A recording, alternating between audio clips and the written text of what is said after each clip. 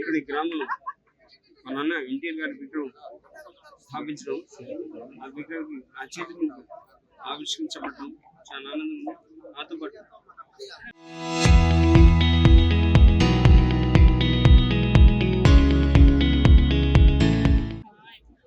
MLC గారు TD జనానంద్ గారు political సభ్యులైన వారితో మేము కలిసిమెలిసి వచ్చాం. అలాగే గ్రామస్తులు, అలాగే ఎమ్మెల్యే గారు పద్మావతి గారు అందరూ కలిసికట్టుగా నన్ను ఎన్టీఆర్ గారి విగ్రహం స్థాపించడం చాలా ఆనందదాయకం.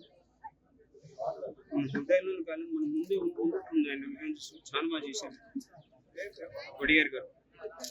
చాలా సంతోషం. మరి మన ఎన్టీఆర్ గురించి ఏమని చెప్పాలి, ఎంత మాట తక్కువ. ఆయన మహాపురుషుడు, సకానికే మహాపురుషుడు. ఆయన నటుడు ఉన్నప్పుడే ప్రజలకు ఎన్నెన్నో సేవలు అందించాడు. ఆయన నటుడు ఉంటూ అగ్రస్థానం ఉంటూ మన తెలుగు జాతి ఆత్మగౌరవం కాపాడే చేయాలని తెలుగు పెట్టానని తెలుగు పార్టీ పెట్టి ఆయన ప్రజలకు మళ్ళీ సేవ చేయడం వచ్చాడు. ఎన్నెన్నో పేద ప్రజలకు ఎన్నెన్నో సేవలు అందించాడు. సంక్షేమ పథకాలు పేదపాటి పెన్నిదిగా, రైతులకు అన్నగా, కార్మికులకు గన్నుగా, తెలుగు ఆడపడుచు అన్నగా ఎన్నెన్నో సంక్షేమ సేవలు అందించాడు. అలాగే ఇంతకన్నట్టు తిరుమల కొండపైన కూడా అన్నదానం కనిపించిన దాన్ని పాటించాడు.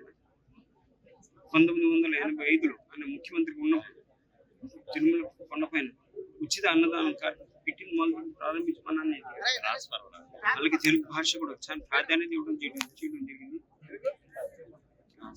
ఇందాక నేను చెప్పడం వచ్చిన ముఖ్యమైన మాట, మొన్న ఒక 6 నెలల కింద నేను అమెరికా వెళ్ళడం జరిగింది. అక్కడ కొన్ని రాష్ట్రాల్లో తెలుగు భాష పబ్లిక్ పాఠశాలలు, అంటే మనకి గవర్నమెంట్ స్కూల్లో వాళ్ళ పబ్లిక్ స్కూల్ అంటారు. పబ్లిక్ స్కూల్లో పాఠశాలలో మన తెలుగు భాష ఆఫర్ చేయడం జరుగుతుంది. అది మనందరూ చాలా గర్వకరమైన తెలుగు. అక్కడ మన దేశంలో మన తెలుగు భాష ప్రవేశపెట్టడం చాలా ఆనందం. ఇంకో ముఖ్యం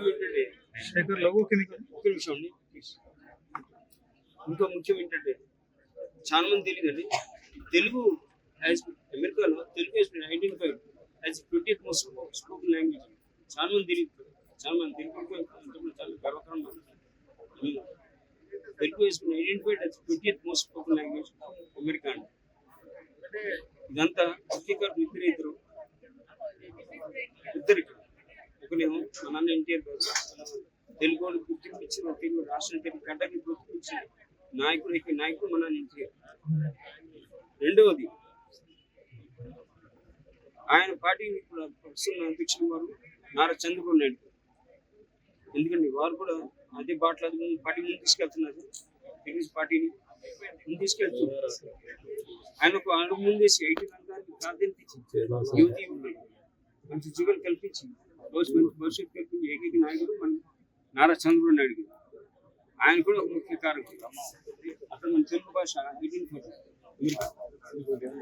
ఇంకో మాట, తండ్రికి తగ్గ ధన్యులుగా ఇద్దరున్నారు, ముందుకు వెళ్తున్నారు. మా నాన్న ఎన్టీఆర్ తగ్గ ధన్యుడిగా నందమూరి బాలకృష్ణ గారు ముందుకు వెళ్తున్నాడు. ఆయన ఎమ్మెల్యేగా సేవా రంగంలో, రాజకీయ రంగంలో నటుడుగా ముందుకు వెళ్తున్నాడు. ఆయన బాటలు వెళ్తున్నాడు. ఆయన హిందూపురం నుంచి 3 సార్లు గెలిపించారు హిందూ ప్రజలు. అలాగే రెండవరు నారా చంద్రబాబు నాయుడు కుమారుడు నాయకుడు నారా లోకేష్. ఆయన తండ్రి బాటలు, చంద్రబాబు నాయుడు బాటలు